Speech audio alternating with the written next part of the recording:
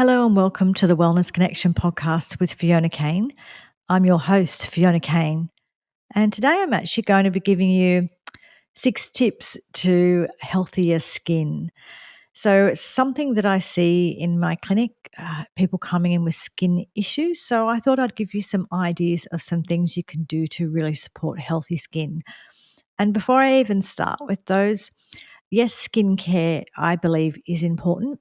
I use the brand My Essence, and I will put the link in the show notes for you, so you can see the brand that I use.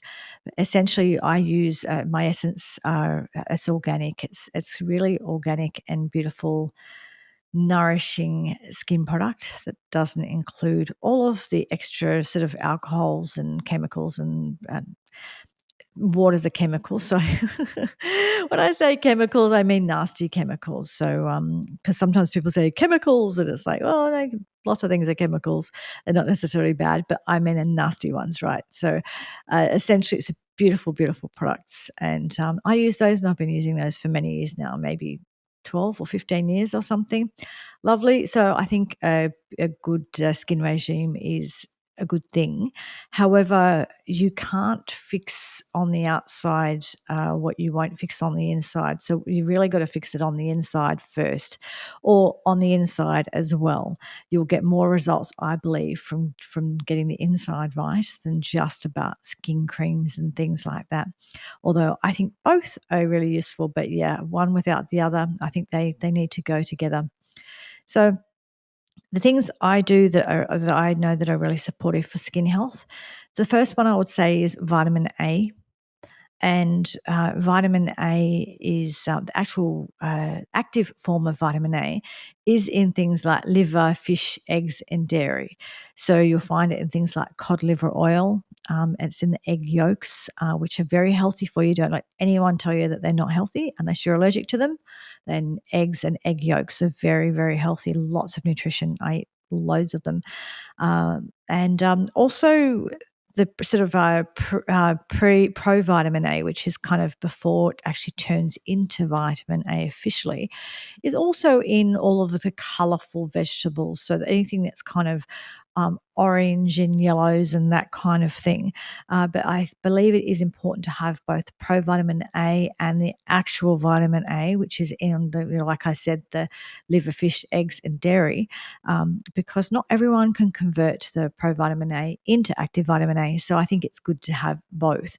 And so if you're having problems with your skin, I'd always go straight to things like the cod liver oil or a vitamin A supplement if you're not eating those foods, or otherwise get those foods into your diet.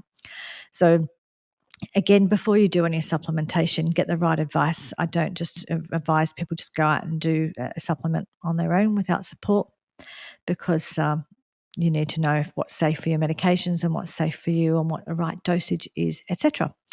Anyway, the other thing, so number 2 on my list is zinc. So eating plenty of zinc-rich foods. So zinc is really, really important also for your skin health and your immune health, as same with vitamin A, both skin and immune and many other things.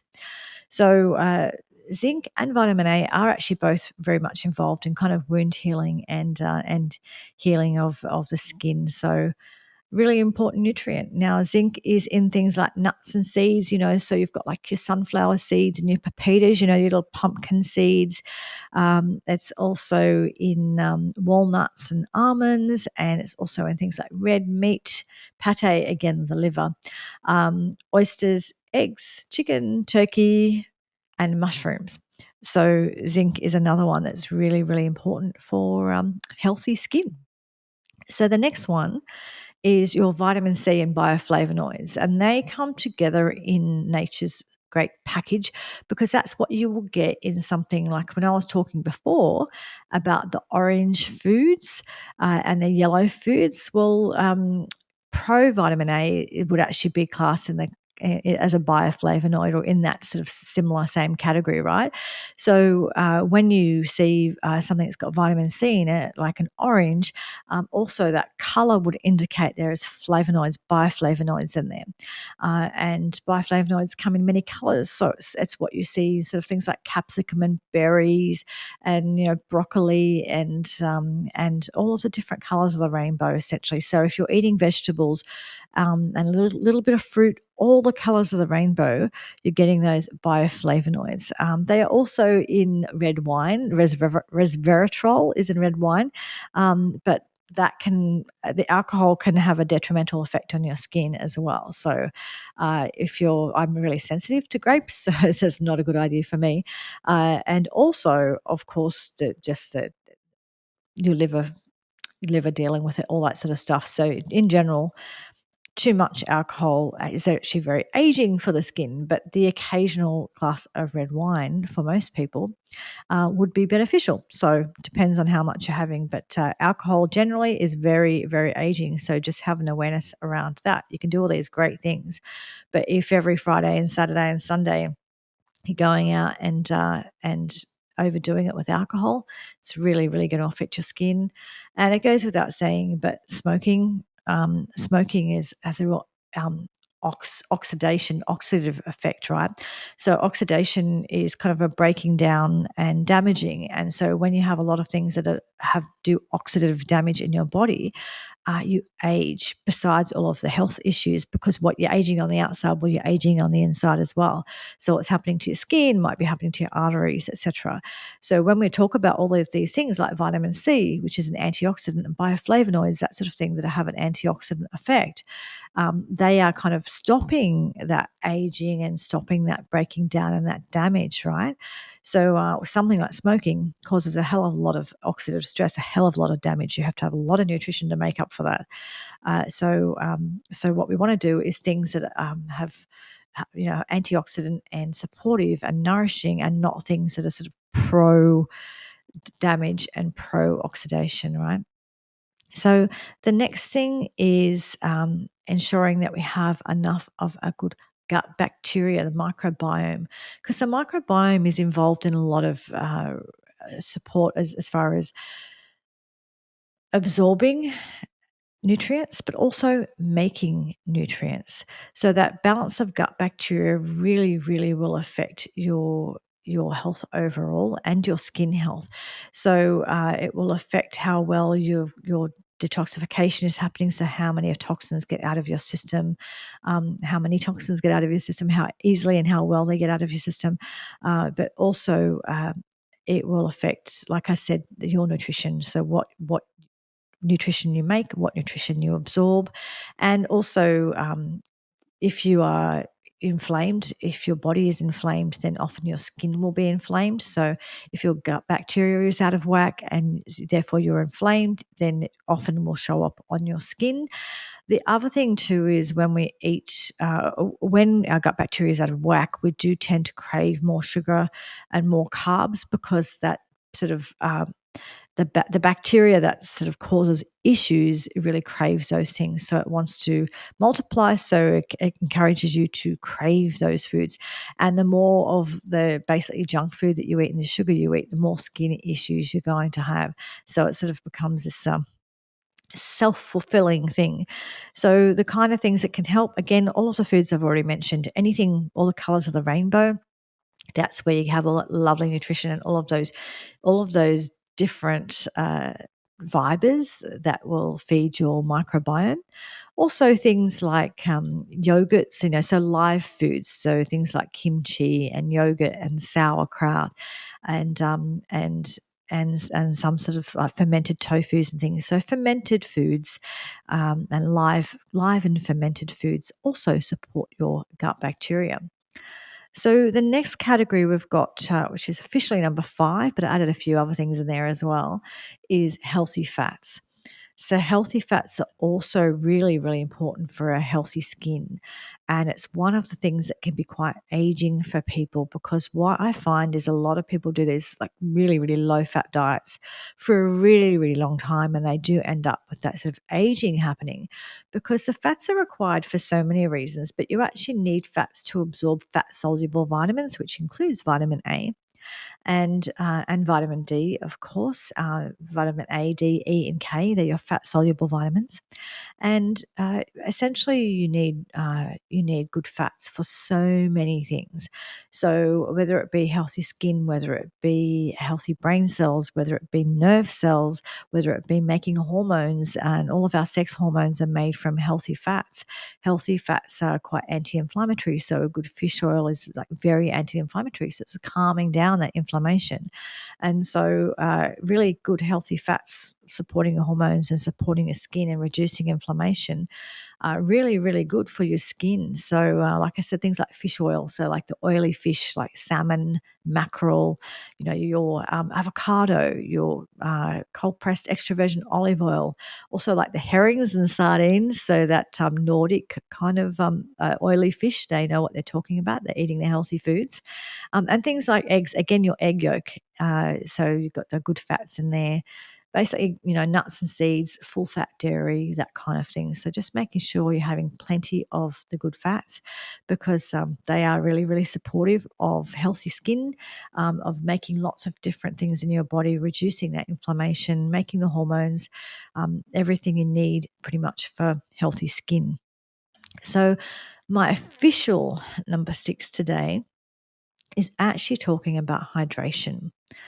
Hydration is so important for health and so important for skin. So I've got the example here of, you know what a grape looks like when you remove the water content, right? So you've got a sultana there. So if you think about a sultana versus a grape, well, that's what happens with your skin, right? So if you want to look more like a grape and less like a sultana, drink plenty of water. You can have too much, but generally for most people, 2 or 3 liters a day is fine. And, more if you're sweating a lot and doing a lot of exercise, and in really hot weather, that kind of thing. But essentially, that water is going to hydrate your skin, pump up your skin, and it does so many other things. So, energy and detoxification and keeping your bowels moving, which helps the detoxification, right? Keep everything moving. So if things aren't moving, then you're going to end up with more sort of stagnant stuff sitting around in your bowel, and toxins and things being resorbed into your system rather than moving out of your system, right? So water is really, really important for that. So it's kind of, plumping up the skin cells, giving you that energy, clearing out your bowels, keeping everything moving. So water is important for just about everything, but particularly just think of the difference between a grape and between a sultana. And that gives you an idea of why you want to make sure you're having water. And water and not all the sugary drinks and things. So sometimes people think, oh, but I'm having this juice or that juice or whatever. Look, if you're having, as far as juices go, if you're having green juices, if you're having lovely green juices and there's a little bit of fruit in there, that's perfectly fine. But if you're having these really, really sugary juices, which is all fruit, then sometimes the sugar can cancel out the good effects of having all of that lovely nutrition. So you've got all those lovely antioxidants. If they're still present in there, it depends on if it's a pre-made juice or how you make the juice or whatever. But you're losing a lot of like things like the fiber, and you're getting lots of sugar, and that might have that sort of opposite effect where you get that inflammation. So just be aware of you want water, you want plenty of water. And yes, green things like green juices or juices with things like carrots, because there's your vitamin A, that kind of thing, they can be really useful, but just be aware of how much sugar you're having in juices. So when you're having fruit juice in your juices, just be aware of the percentage of fruit juice as opposed to vegetables. Make it more of a vegetable juice with a little bit of fruit, as opposed to these really, really pure, just fruit type juices. But lovely green smoothies can be really, really useful. And on that note, I'm going to give you actually a bonus tip. So even though I've already given you all those lovely tips in regards to your skin, the next one won't surprise you, I don't think, not if you listened to me before, but I'm going to say protein.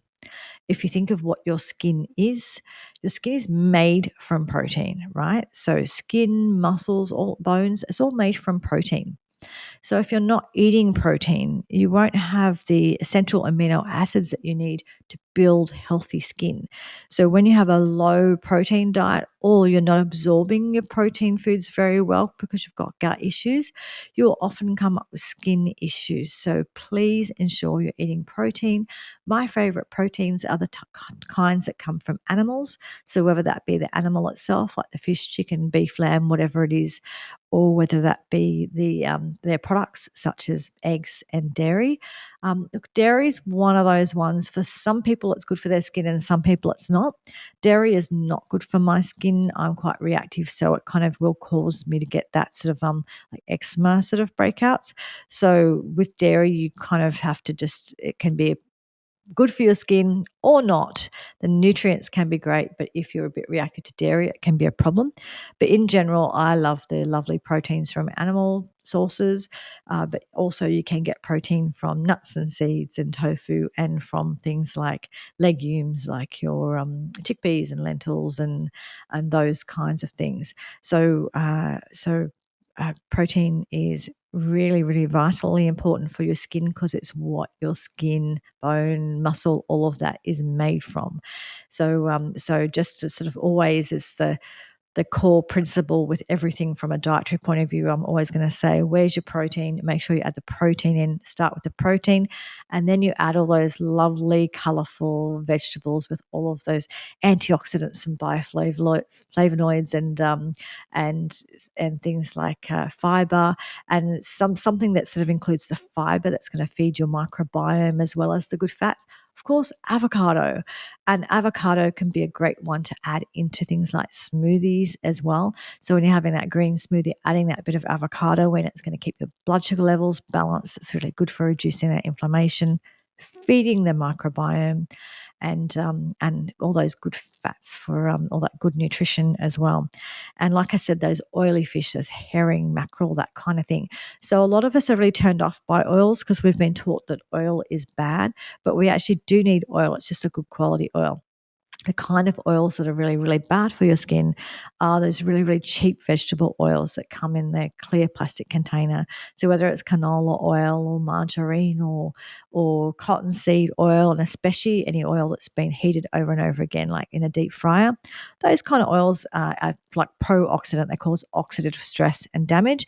And when it comes to your skin, you want things that are antioxidant and that sort of calm things down and reduce inflammation, not things that cause and drive inflammation.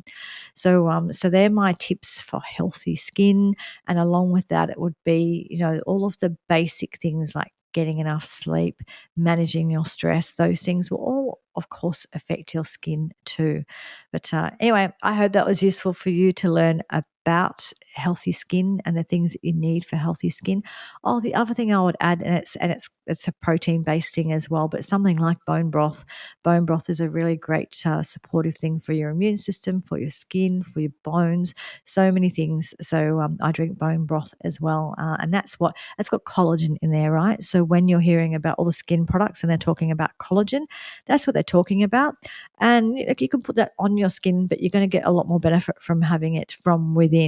So just have an awareness of for your skin, you want to start from the inside. And yes, you can use those great skincare routines, but it starts from the inside. So focus on the inside and then use your great skin routine as well. And like always, I'm going to ask you to please like, subscribe, share, tell other people about this podcast so it can grow. And I really appreciate your support. I hope you have a great week and I'll talk to you next week. Thanks. Bye.